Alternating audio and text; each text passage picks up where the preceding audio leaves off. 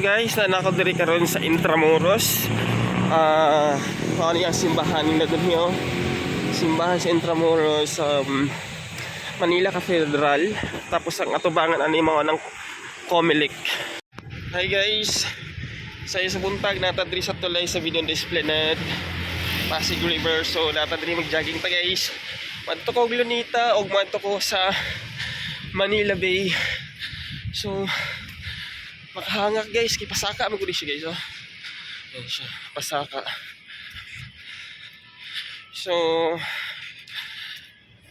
Philippine time or Philippine Standard Time is 5:25 in the morning, kaya mao na ni siya ang ato ang kabuntagon karon. So ito na. Kaya guys, ato nang i-update mo niya, no. Sige. Bye-bye sa ha. Mao na siya ang Comelec guys. Yan.